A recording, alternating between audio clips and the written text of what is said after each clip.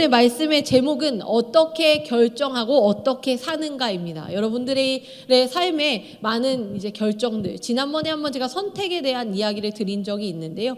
어찌 보면 좀 하나의 그 일맥상통한 이야기가 될 수도 있을 것 같습니다. 우리의 삶에 우리가 어떠한 결정들하고 어떻게 살아가느냐, 우리가 어떠한 결정을 하는 것에 따라서 그 결정에 따라 책임을 지고 살아가느냐, 이런 것들을 우리가 같이 오늘 말씀을 통해서 보려고 합니다. 한 가지 먼저 말씀드린다면, 이 하나님의 사람들의 그 삶은 그냥 이렇게 그냥 사시면 안 됩니다. 고민하고 또 고민하고 또 고민해야 합니다.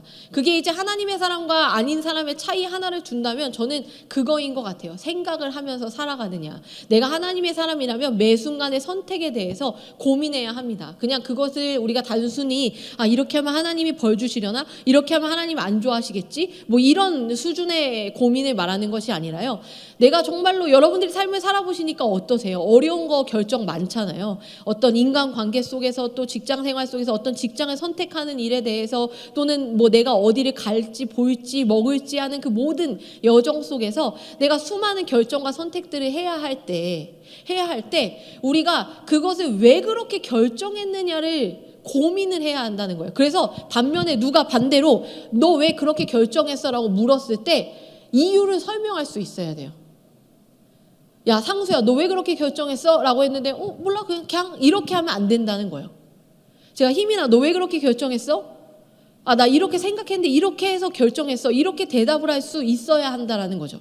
우리가 그렇게 우리의 어떤 삶의 결정에 대해서 충분히 고민하였는지, 그리고 그 고민의 기준이 어디에 있었는지, 그러한 것들을 계속 매 순간 나 스스로에게 설명할 수 있어야 되고 하나님 앞에 설명할 수 있어야 하는 거예요. 그것이 하나님의 사람이 삶을 살아가는 모양입니다. 그래서 여러분들이 삶을 사실 때 고민하지 않으신다면 어찌 보면 좀 죄송한데요, 고민하느라 좀 피곤하셔야 돼요.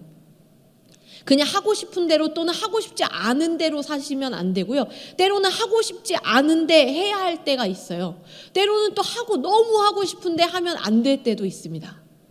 또 때로는 당장 어떻게 해야 될지 너무 답답하고 서두르고 궁금한데 기다려야 할 때가 있고요. 또 때로는 빨리 결단해서 나아가야 하는데 그럴 때가 있는데 내가 주저하고 있다면 결정할 수 있어야 하는 겁니다. 우리의 삶에서 내가 지금 서둘러야 할 때, 또 내가 지금 멈춰야 할 때, 내가 하지 않아야 할 것, 또 해야 할 일들, 그러한 것들에 대해서 여러분들이 철저히 고민하고 기도해야 됩니다. 그러나 다만 이런 것이 있습니다. 여러분들이 만약에 우리가 그렇게 생각하잖아요. 하나님의 사람이 A라는 답이 결정되어 있을 건데 만약에 내가 A를 결정하지 않고 혹시라도 B를 결정했다면, 알고 결정했든 모르고 결정했든 A를 결정해야 하나님이 원하시는 걸 텐데 혹시라도 내가 B를 결정하면 내가 망하게 될까? 저는 늘 그것에 대해서 반복해서 말씀드리지만요, 결국에 하나님의 사람은요 조금 돌아갈 수도 있고 조금 달리 갈 수도 있지만 결국 하나님을 따르는 사람은요 B를 선택하든 C를 선택하든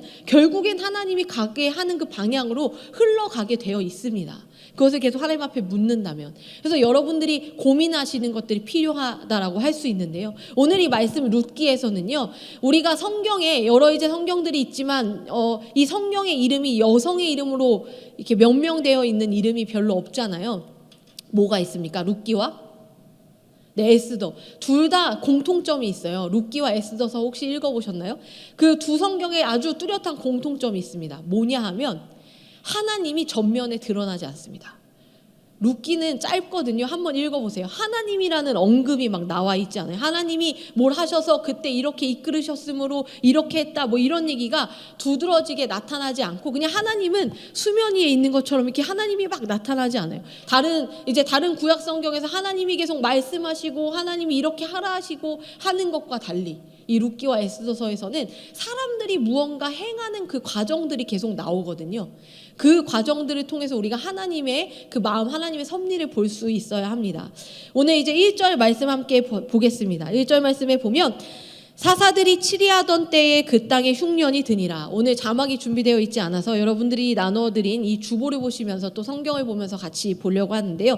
사사들이 치리하던 때에 그 땅에 흉년이 드니라. 유다 베들레헴의 한 사람이 그의 아내와 두 아들을 데리고 모압 지방에 가서 거류하였는데, 그래서 이 시기가 언제인지 명명됩니다. 사사들이 치리하던 때에. 사사들이 치리하던 때 사사기 아시죠? 사사시대입니다. 이 사사기는요, 여러분들 이 사사기의 내용은 이렇습니다. 뭔가 잘못해요. 하나님의 뜻을 어깁니다. 우상 숭배하고 하나님 앞에 온갖 죄를 범하는 인간들에게 하나님이 다시 한번 그들을 하나님 앞으로 이끌어 오시기 위해서 다른 이제 대적들을 통하여서 그들을 다시 깨닫게 하시는 시간들이 있어요. 그리고 그들이 이제 그 고통 속에서 다시 하나님 잘못했습니다 하고 막 회개하거든요. 그리고 다시 하나님 앞에 돌아와요. 근데 그리고 나서 또 다시 우상 숭배를 하고 대적들을 통해서 그들을 치리하시고, 그리고 하나님 잘못했어요 하고 다시 돌아오고 또 다시 잘못하고, 이게 계속 악순환 되는 게 이제 이 사사 시대의 내용들이에요. 그래서 하나님은 그럼에도 불구하고 계속해서 사사들을 보내시잖아요. 근데 오늘 이 사사 시대라는 게 아주 사사 시대를 잘 표현하는 말씀이 있습니다. 저도 이 사사기 말씀을 전할 때 이 본문을 꼭 읽는데요. 사사기 22장 25절 말씀에 이렇게 나옵니다. 그때 이스라엘에 왕이 없으므로 사람이 각기 자기의 소견에 옳은 대로 행하였더라.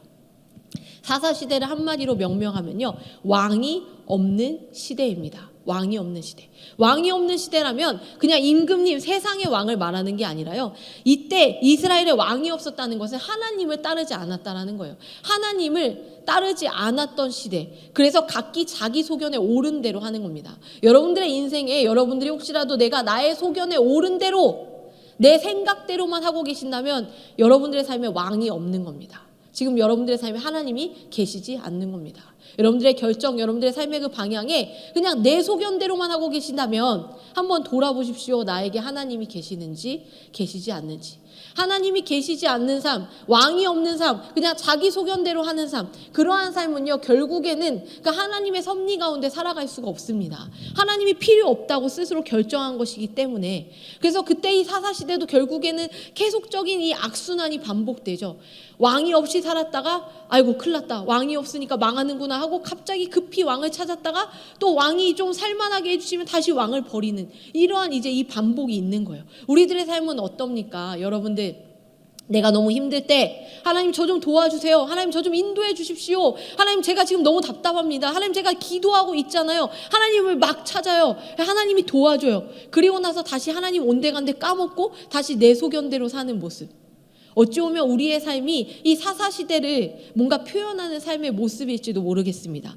그 바로 사사시대가 바로 이 룻기의 배경이라는 거예요.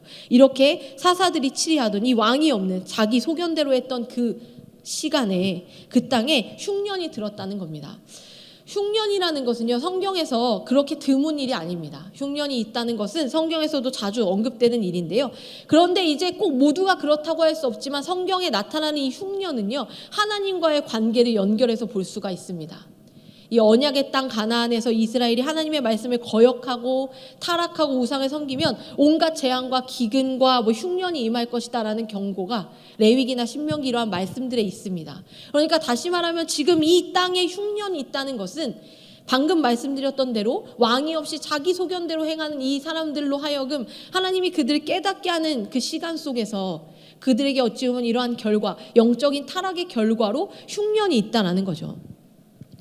이때 어떻게 했냐면 한 사람이 그의 아내와 두 아들을 데리고 모압 지방에 가서 거류한다라고 이야기합니다. 1절이 굉장히 중요한데요. 이 한 사람이 원래는 이 유다 베들레헴 사람, 그러니까 이 하나님의 땅, 하나님이 주신 땅에 살던 이 사람이 흉년이 있자 이 흉년 때문에 생활고 먹고 살 것이 없고 어려우니까요, 모압 지방으로 가는 거예요. 모압 지방은 우상 숭배의 땅입니다. 그러니까 하나님을 섬기는 땅이 아니라는 거예요. 하나님이 주신 땅, 이 가나안은 여러분들이 출애굽기를 보셔서 아시잖아요. 우리가 어렸을 때 출애굽에 대한 설교 꼭 들으셨잖아요. 그러니까 이 가나안은 누가 줬는지 우리가 적어도 초등학생 때 교회에 다녔다면 압니다. 우리의 힘으로 취한 땅이 아니라 하나님이 주신 땅이에요, 가나안. 그 하나님이 주신 땅인 가나안에 사는데 그 땅이 우리가 우리의 소견대로 살다 보니까 이 흉년이 임한 것이죠. 근데 그때 했던 일이 뭐냐면 그 땅을 지키고 그 땅에서 견디며 하나님 앞에 무릎을 꿇고 하나님의 도우심을 구한 것이 아니라 내 살 길을 찾아 이 우상을 섬기는 이방 땅인 모압으로 갔다라는 겁니다.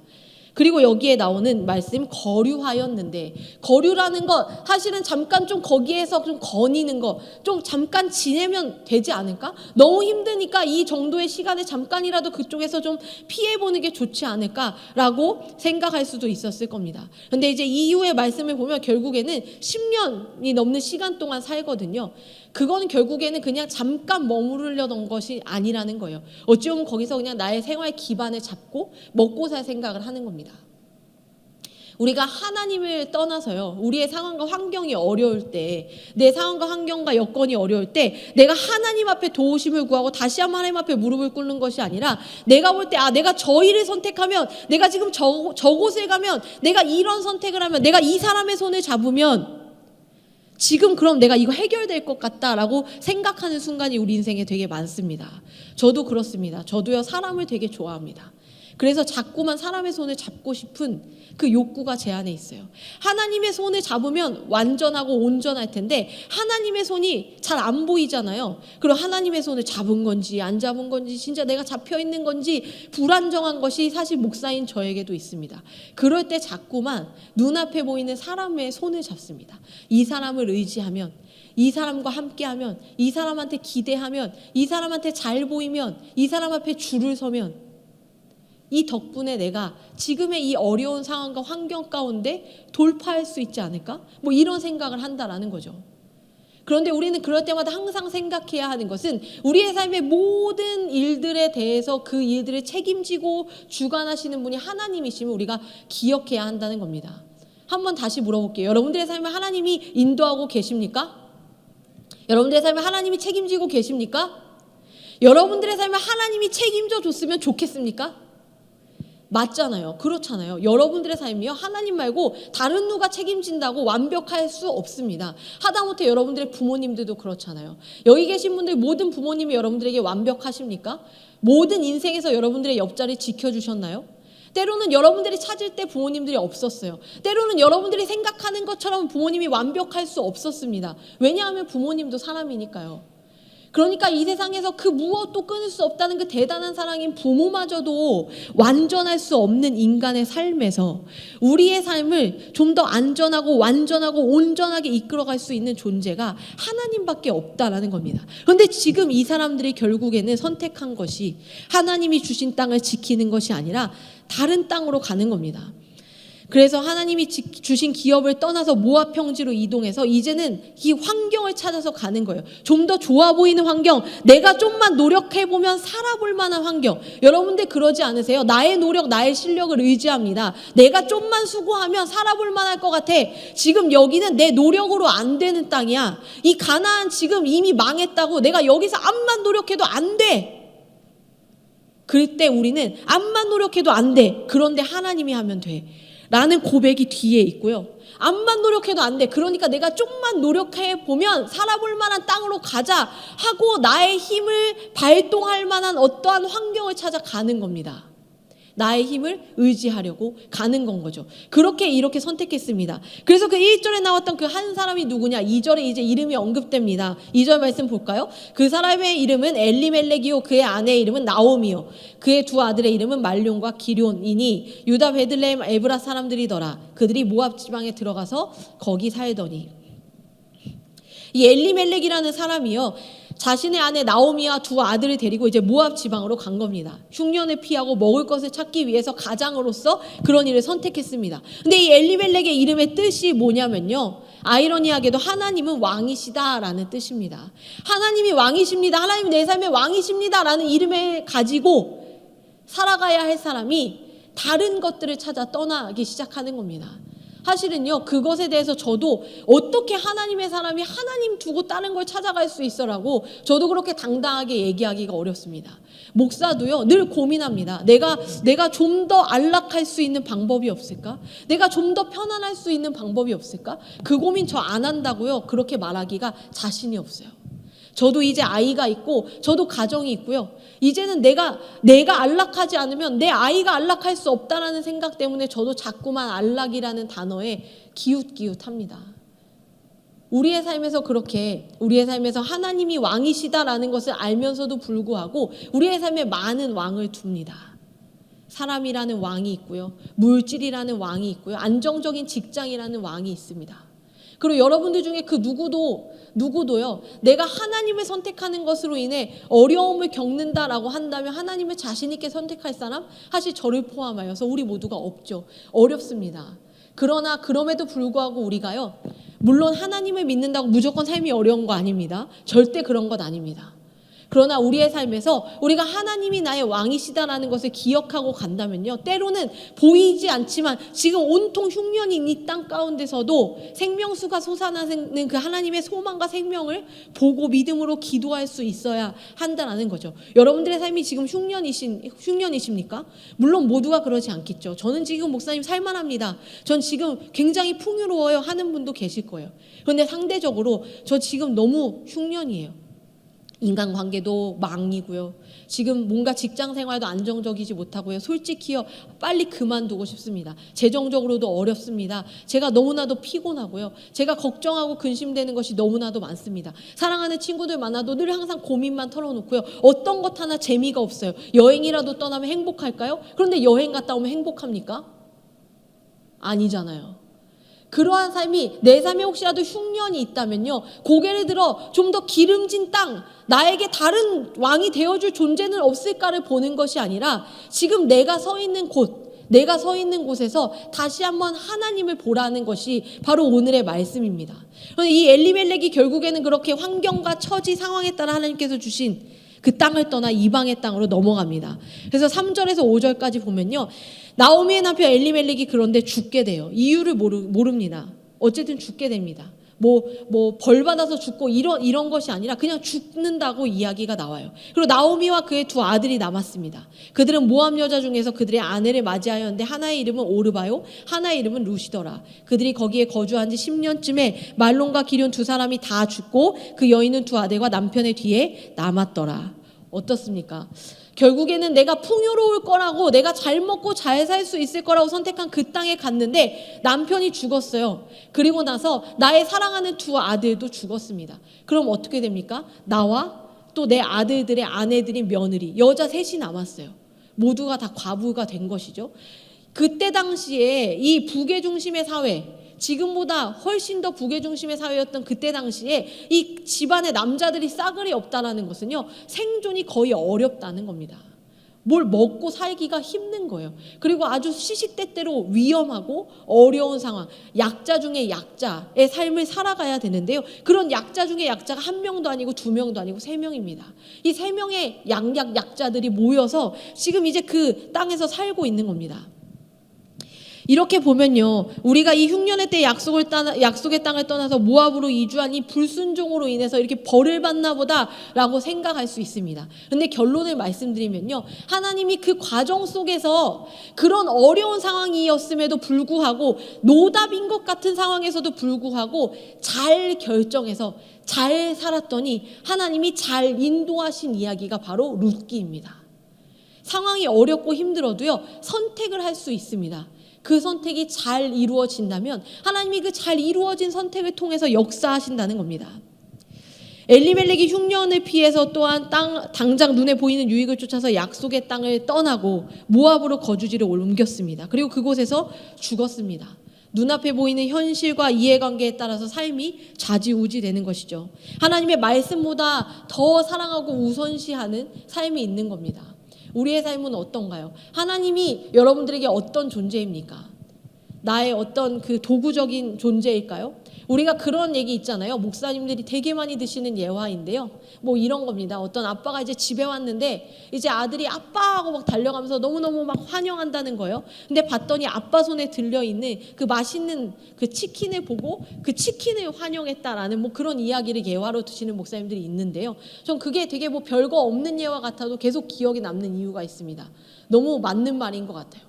하나님이라는 존재가 아니라 잠깐 나의 입에 맛있는 거 넣어주는 그것에 몰두하는 것. 하나님이라는 존재, 이 하나님이라는 존재가 내 삶에, 내가 있는 땅에 계시다는 것이 중요한 게 아니라 당장에 내 입에 먹을 것을 넣어주는 것에만 집중하는 이 하나님이란 대단한 신과 함께 살아가는 삶에서 하나님을 아주 철저히 도구적으로 생각하는, 그러니까 하나님을 하나님답게 못 쓰는 거예요. 송구하지만 하나님은 그런 존재가 아닌데 그냥 도구 정도로밖에 안 되는 존재로 하나님을 전락시키는 삶이라는 거죠. 그렇게 하다 보니까 하나님도 텄다. 이 땅이 이렇게 흉년인 걸 보니 여기에선 답이 없다 하고 하나님이 어떻게 그 땅을 주셨는데 그것을 알매도 불구하고 그 땅을 등지고 자신들이 선택하는 땅으로 가는 겁니다. 여러분들은 어떤 땅에서 사시겠습니까? 지금 당장에 이 땅이 흉년으로 가득 차고 고난과 역경밖에 없어 보이는 땅이지만 하나님이 함께 하시는 땅에 계시겠습니까? 아니면 내 눈앞에 너무나도 창창 대로이고 이 땅으로 가면 뭔가 해낼 수 있을 것 같다. 그런데 하나님이 계시는지 안 계시는지는 잘 모르겠다. 어떤 땅에 사시겠어요? 어떤 땅을 선택하시겠습니까? 여러분들이 앞으로 선택하시는 그 모든 기로에 그것에 하나님이 계신지 하나님이 함께 하시는지 살펴보시기를 바랍니다. 아까도 말씀드렸지만 거류, 잠시 머무려고 했습니다. 그러나 그것이 10년이 넘었습니다. 우리가 신앙생활할 때 그런 것을 굉장히 조심해야 합니다. 우리의 삶에서요, 잠시 동안 하나님 잠시만요, 하나님 잠깐만요, 하나님 이것만요, 하나님 이번만요 라고 하는 그 이번만 잠깐만이라는 그 수많은 요구가요, 사실은 일단은요, 한 번 하면 그냥 하는 거지 잠깐만 하는 건 없습니다. 한 번 가면 가는 거지 잠깐 가는 건 없어요. 하나님 앞에 그냥 가는 1분을 가도 가는 거는 가는 겁니다. 10년 가 있으나 1년 가 있으나 간 건 간 거예요. 하나님 등지고 간 건 간 겁니다. 우리가 하나님 앞에서 적당히 타협하는 거 타면 안 됩니다. 여러분들이 인간관계에서 굉장히 타협 안 하려고 하시잖아요. 저도 되게 재밌는 게 깻잎 논쟁 얘기 보고 저 너무 웃겼어요. 근데 깻잎은 자기가 먹어야죠. 자기가 먹을 줄도 모르면 먹지 마시기 바랍니다. 우리가 깻잎 하나 짚어주는 것도 되게 예민하잖아요. 인간관계에서 이건 이렇게 해야지, 저건 저렇게 해야지, 이렇게 예민하고 정확하잖아요. 근데 왜 하나님 앞에서는 자꾸 타협하려고 하냐는 거예요. 하나님 잠깐만요, 하나님 이번만요, 하나님 한 번만요, 하나님 눈 한 번만 딱 감아주세요. 그렇게 하면서 하나님 앞에 잠깐이라고 했던 시간이 10년이 지나는 것이죠. 그리고 그 시간 동안 나오미는 사랑하는 아들들을 잃었고 사랑하는 남편을 잃었습니다. 타협은 신앙의 반대말입니다. 우리가 무언가 믿음으로 살아간다고 할 때 적당한 타협은 없습니다. 적당하다라는 말이 굉장히 위험합니다. 여러분들 관계 속에서 적당히 뭔가 잘못하는 거 용납할 수 있으세요? 안 되잖아요. 하나님 앞에서도요, 적당한 타협 없습니다. 타협은 타협이죠. 그렇기 때문에 우리가 하나님을 믿는다라고 결정한다면요, 이왕이면 눈 딱 감으시기 바랍니다. 눈 딱 감고 하나님 앞에 서 있는 거죠.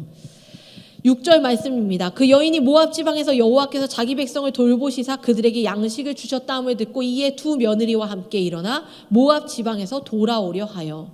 자, 이제 이 나오미가요, 이제 깨닫기 시작합니다. 모압 지방에서 여호와께서 자기 백성을 돌보시사 그들에게 양식을 주셨다 함을 들었어요. 하나님께서 돌보신다라는 것은요, 이러한 표현입니다. 목자가 양떼를 보살피는, 아주 섬세하고 꼼꼼하게 보살피면서 양 한 마리, 양 두 마리, 너 여기 왜 다쳤어? 너 여기 왜 상처 났어? 이렇게 꼼꼼하게 살피고 계수하고 환경을 돌아보는 이러한 관심이거든요. 이러한 돌보심입니다. 이러한 상태를 이제 하나님이 권고하시는 상태인데요. 이렇게 이스라엘 백성들을 하나님이 그렇게 돌아보셨어요.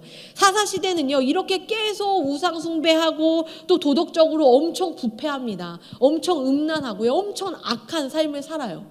그렇게 악행을 반복하는 이들에게 이방의 침략이 있고 이방의 침략이 있을 때 하나님 도와주세요 하고 부르짖으면 하나님이 긍휼함으로 은혜를 베푸셔서 사자들을 보내셔서 구원하는 이 반복이 끊임없었던 시대라고 말씀드렸잖아요. 그런데 그렇게 반복되는 속에서도 하나님이 살려주셨는데도 또 죄를 저지르고 살려주셨는데도 또 죄를 저지르잖아요. 그러한 상황 속에서 하나님이 이 흉년이라는 심판의 결과를 주셨지만 그럼에도 불구하고 하나님의 사랑하는 백성들을 또다시 돌보시는 거예요. 돌아보면서 얘들이 너무 힘들구나, 너무 어렵구나 하면서 그들에게 기근을 해결하시는 이 은혜를 지금 6절에서 보이시는 거예요. 그래서 백성들을 돌보시사 그들에게 양식을 주셨다. 뭐 어떠한 방법일지 모르죠. 그런데 하나님의 방법으로 다시 그들을 먹이기 시작하셨습니다. 이 소식을 들은 나오미가 깨달았습니다. 맞아. 내 삶의 기근, 내 삶의 흉년을 해결할 수 있는 분은 하나님밖에 없다. 우리 함께 같이 좀 소리내서 고백해 볼까요? 내 삶의 흉년을 해결하실 수 있는 분은 하나님밖에 없다. 하나님밖에 없습니다. 여러분들이 사랑하는 그 남자친구, 그 여자친구 절대 해결 못해요. 지 삶도 해결이 안 됩니다. 각자 인간은 각자 사는 거예요. 누구한테 의지 못합니다. 의지 못해요. 절대 완벽하고 완전한 사람 없습니다. 그런데 그 모든 흉년 속에서 그 일들을 해결하실 수 있는 분이 하나님이시라는 것을 깨달은 나오미가요, 다시 하나님 앞에 돌아가려고 결정하는 거예요. 그냥 하나님, 제가 어떻게 돌아갑니까? 이런 것도 없습니다. 이제 살아야 되잖아요. 그래, 하나님의 백성이 머물러야 할 곳은 이 땅이 아니라 하나님 계신 땅이야 라고 다시금 하나님이 약속으로 주셨던 그 땅으로 향하여 나아가려고 결정합니다. 그래서 이제는 내가 하나님의 약속, 하나님의 언약의 땅, 그 하나님이 하셨던 약속, 신실하게 나와 함께 하겠다, 나를 지키시겠다라고 말씀하신 그 약속을 기억하고 하나님 앞에 다시 나아가려고 하는 겁니다. 7절에서 10절까지 보면요, 이러한 내용입니다. 그렇게 이제 결정한 나오미가요, 이제 이 며느리와 함께 이제 다 같이 그 땅으로 가려고 길을 떠납니다. 이렇게 가는데 이 나오미가 두 며느리에게 말하는 거예요. 너희는 각기 너희 어머니의 집으로 돌아가라. 너희가 죽은 자들과 나를 선대한 것 같이 여호와께서 너희를 선대하기를 원한다. 그러면서 여호와께서 너에게 허락하사 너희가 각자 다른 남자의 집에서 위로를 받게 하시기를 원한다 라고 하면서 그들을 보내주려고 하는 거예요. 그러니까 이제 이 며느리들이요, 더 이상 이 나오미를 책임져야 할 어떤 관계가 없어요. 왜냐하면 아들들이 다 죽었기 때문에 사실은 이제 남으로 살아도 되는, 책임질 필요가 없는 그러한 관계이거든요. 그러니까 나오미가요, 사실은 나오미 이 나이도 먹고 남편과 아들을 다 잃은, 그리고 그렇게 아무것도 없는, 이제 다시 그 망한 삶으로 다시 돌아가야 하는 그 처지에 있는 이 한 여인이 이 여자 내 며느리들 데리고 가면 아주 큰 힘은 안 되겠지만 그래도 혼자 있는 것보다 훨씬 나을 수도 있잖아요. 그리고 또 이 젊은 나의 며느리들이 지혜를 발휘하면 또 살 방법이 있을 수도 있고요. 뭔가 그래도 외롭지 않을 수 있잖아요. 그런 여러 외로움이나 여러 어려움들을 함께 해결해 나갈 수 있음에도 불구하고 나오미가 생각합니다. 아, 이제 너희 지금까지도 충분히 잘했어. 너희 정말 훌륭한 며느리였어. 이제 너네 살 길 찾아가라. 너희가 더 이상 나 돌볼 이유가 없어. 나에게 은혜를 베푸셨던 그 하나님, 나를 돌보신 그 하나님이 너희와 함께 하기를 바란다 하면서 그 여인들을 보내주는 거예요. 그러면서 그렇게 이야기하죠. 하나님이 너희에게도 선대하시기를 원한다. 이 여인들은요, 이방 땅의 여인들이에요. 그러니까 이 여인들이 이미 그 땅에서 섬겨야 할 그모스라는 신이 있어요. 그런데 그럼에도 불구하고 이 나오미는 자신들의 며느리를 다시 보내면서 이제는 너희가 이방 땅에 살겠지만 그럼에도 불구하고 하나님을 믿으며 하나님의 그 은혜 가운데 살아갔으면 좋겠구나 라고 축복하고 그들을 놓아주려는 상황입니다. 그런데 10절에서요, 이 며느리들 막 울어요. 그러면서 우리는 어머니와 함께 갈 거예요 하는 그러한 상황입니다. 어찌 보면 이 상황 속에서 아마 그 며느리들이 예의를 갖춘 것일까라고 생각할 수도 있지만요, 저는 며느리라서 이제 며느리들이 이렇게 하는 마음이 어떠한 마음인지 생각을 해봤어요. 이 어머니와의 관계가 굉장히 신뢰감이 두텁구나. 또 하나는 저는 어찌 보면 이들이 이 어머니와 함께하는 하나님이라는 신의 존재에 대해서 알게 된 겁니다. 내가 믿는 신하고는 전혀 다른 차원의 신, 뭔가 돌보는 신, 물론 이 남편들을 다 잃고 어려운 상황 속에 있었지만 우리를 기억하는 그 신의 존재를 아는 이 며느리들이 아무래도 이 어머니와 함께 가려고 하지 않았을까라고 전 생각을 해보았습니다. 어쨌든 그렇게 어머니를 따라가겠다고 하는데 이때 이제 시어머니 나오미가 다시 이야기해요. 아니야, 그러지 마라 하고 자신의 그 어려운 상황 가운데 사실은 너무나도 데리고 가고 싶은 인간적인 마음이 컸겠지만 그럼에도 불구하고 그들을 놓아주려고 합니다. 여기에서 이 마음은요, 헤세드, 이 선대, 하나님께서 그녀들을 돌보기 바라며 그녀들이 모압 땅의 신이 아니라 하나님의 섬김 가운데 살아가길 바라는 그 나오미의 인자의 마음, 인자한 마음, 사랑의 마음, 자비의 마음입니다. 정말 며느리들이 망하길 바라는 게 아니라 저 평생 나를 모셔야지 하는 것이 아니라 지금까지 힘들게 살았으니 이제라도 잘 살길 바라는 진정 어린 축복의 사랑의 마음으로 그녀들을 보내주려고 하는 겁니다. 그런데 14절, 오늘의 마지막 절인데요, 이렇게 이야기합니다. 그들이 소리를 높여 다시 울더니 오르바는 그의 시어머니에게 입맞추되 룻은 그를 붙쫓았더라. 이 붙쫓았다라는 이 말은 붙고 쫓아갔다, 그러니까 완전히 딱 붙어서 쫓아가는 것을 말해요. 완전한 결합을 의미합니다. 절대 떨어지지 않는 거예요. 딱 붙는 겁니다. 이 룻이 시어머니를 아주 딱 붙어서 쫓아가는 사랑과 충실한 마음으로 절대 이별하지 않고 저는 어머니를 따라가겠습니다. 그리고 어머니가 믿는 하나님을 따라가겠습니다. 오늘의 본문은 아니지만 2절 뒤에 있는 16절에 있는 말씀에 이렇게 이야기합니다. 룻이 이르되 내게 어머니를 떠나며 어머니를 따르지 말고 돌아가라. 강권하지 마옵소서. 어머니께서 가시는 곳에 나도 가고 어머니께서 머무시는 곳에서 나도 머물겠나이다. 어머니의 백성이 나의 백성이 되고 어머니의 하나님이 나의 하나님이 되시리니. 이제는 이 여인이 더 이상 이방 땅의 사람이 아니라 이제는 이 어머니를 따라 하나님을 믿는 삶을 살겠다라고 고백합니다. 그러니까 어머니, 저 어머니와 함께 가겠습니다. 그 땅에서 우리의 삶이 어떻게 될지 모르고 우리가 함께 한다라는 거, 사실 이 여인은 어머니를 두고요 새로운 삶을 살면 돼요. 새로운 남자를 만나서 새로운 가정을 꾸리면 안정적일 수 있습니다. 그런데 굳이 남편이 없는 이 과부의 삶, 어머니를 따라서 쫓아가는 그 삶을 삶으로 어머니가 살아갔던 땅, 하나님, 어머니의 하나님이 약속하신 그 땅에 함께 머물며 그 하나님의 은혜 가운데 저도 살겠습니다. 그러니까 저를 데려가십시오 하고 어머니 앞에 딱 붙어서 쫓아가는 이 룻의 결단을 보게 됩니다. 오늘 말씀의 제목이 제가 아까 뭐라고 했었죠? 어떻게 결정하고 어떻게 사는가이잖아요. 이 룻의 결정입니다. 여기에서 두 사람의 결정이 있었어요. 오르바와 룻의 결정이 전혀 달랐습니다. 그리고 그 다음에 이 룻에 대한 이야기는 계속 나오지만 오르바에 대해서는 우리가 알 수가 없죠. 이 룻이요, 결국에는 어머니를 따라가는 삶, 결국에는 어머니가 믿는 하나님을 쫓아간 땅, 이방 땅에서 어머니를 쫓아 하나님의 땅으로 들어간 그 여인의 삶을 통해 결론을 말씀드리면요, 결국에는 이제 룻은 이제 그 자손이 나오는데 그 자손에서 다윗이 그리고 예수 그리스도가 태어나는, 탄생하는 그 구원의 계보를 잇는 어머니가 됩니다. 그러니까 상상할 수 없는 일입니다. 아마 그녀가 그냥 그 땅에 남아서 어머니가 말한 대로 어떠한 새로운 남자를 만나서 새로운 가정을 이뤘다면 그녀의 이름은 어디에도 기록될 일이 없을 뿐더러 이름이 기록된 것이 중요한 것이 아니라 그녀를 통해서 그 계보 가운데 예수 그리스도가 탄생할 일은 없었을 겁니다. 그런데 하나님이요, 놀랍게도 이렇게 이방 땅에서 믿지 못한, 결국에는 하나님을 믿지 못하고 불순종하여 선택한 모압 땅에 가서 가족들이나 남편을 다 잃고 나서 얻은 이방 며느리를 통해 하나님이 끝끝내 역사하시는 은혜를 우리는 이 룻기서 말씀을 통해서 볼 수 있습니다. 룻이 잘 결정했기 때문에, 룻이 잘 결정하고 잘 살았기 때문에 하나님은 말도 안 되는 그 역사와 계보 속에서 예수 그리스도께서 태어나시는 그 탄생하는 구원의 역사를 이루어 가신다라는 겁니다. 우리는 여기서 이것을 볼 수 있습니다. 우리가 하나님을 믿는다라고 하면요, 이제 말씀을 좀 마무리하려고 하는데요, 하나님 우리가 믿는다고 할 때요, 하나님이 하신다라고 말하는 것에 우리가 굉장히 조심해야 될 것이 있습니다. 물론 하나님이 하십니다. 하나님이 하시고요, 하나님이 하시고 말고요, 하나님이 하실 수 있고 말고요. 그런데 하나님이 하신다는 것에 있어서 사람은 아무것도 안 해도 된다는 게 아닙니다. 사람이 해야 하는 일들이 있어요. 오늘과 같은 이러한 결정만 했습니까? 결국에 룻이 나오미를 쫓아서 붙잡는 삶을 살았지만요, 그래도 그 삶이 막 그렇게 평탄했습니까? 쉽지 않습니다.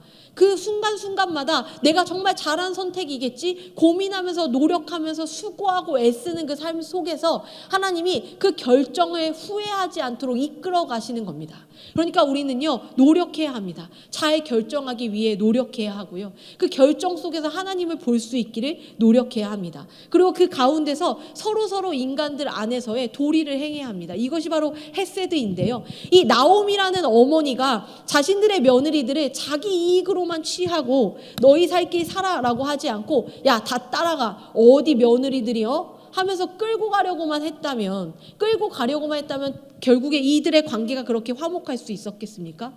나오미가 먼저 그들에게 은혜를 베풀었습니다. 그리고 룻이요, 그 어머니를 그렇게 쫓아가서 사실 책임질 필요도 없는 그 어머니의 삶을 자기 혼자 살기도 벅찬데 어머니에게 자손을 만들어 주려고, 왜냐하면 그래야 그 땅에서 안전하게 살 수 있거든요. 그래서 그것을 위해서 어머니의 삶을 지키기 위해 노력하고 애쓰는 도리, 어머니에게 베푸는 은혜, 어머니에게 베푸는 헤세드, 그 사랑을 어머니에게 실천합니다. 그리고 나중에 이제 그 다음에 나오는 2장, 3장, 4장에 나오는 그 보아스라는 인물을 통해서 보아스가 그 어머니, 의무를 행할 필요가 전혀 없는 어머니에게 좋은 며느리로서 최선을 다하는 살아가는 그 룻을 보고 그에게 또한 보아스도 선대하는 헤세드, 은혜를 베푸는 그 이 세 사람의 서로가 서로를 유익하게 하고 서로가 서로를 은혜롭게 하고 서로가 서로를 살게 하는 그 관계 속에서 하나님이 선한 이 관계에 역사하심으로 결국에는 하나님이 보아스와 룻이 함께하게 하시고 그들의 그 태에서 이어서 자손 가운데 예수 그리스도께서 탄생하시는 그 놀라운 구원의 은혜를 이루어 가신다라는 겁니다. 우리의 삶에서요, 우리의 이러한 결단, 헌신, 또 우리가 서로 안에서의 그 섭리 가운데 순종하며 서로를 돌보는 사람, 관계 가운데 성실함, 그러한 역사 속에서 하나님이 일하십니다. 하나님의 섭리가 전면에 드러나지 않았죠. 하나님이 뭐 땅을 가르고 하나님이 불을 내리고 이러한 일이 이 성경 가운데, 이 룻기 가운데 나타나지 않았습니다. 각 인물들이 자신의 상황과 선택 속에서 선택하고 그 상황을 살아가고 살아내는 과정 속에서 하나님이 그들을 이끌어 가시면서 결국에는 하나님은 회복이라는 곳으로 나아가게 하십니다. 처음 나오미는 완전히 망한 흉년의 상태에서 모압 땅으로 넘어와 완전한 죽음, 남편과 자식들을 잃는 흉년과 죽음의 삶을 경험하지만 결국에 나오미는 다시 한번 하나님이 이 모든 이 은혜와 사랑의 관계 속에 그녀를 회복시킴으로 결국에는 하나님이 구원의 역사, 메시아의 족보를 이루는 하나님의 놀라운 구속사역을 이루어 가시는 것들을 우리가 보게 된다는 것입니다.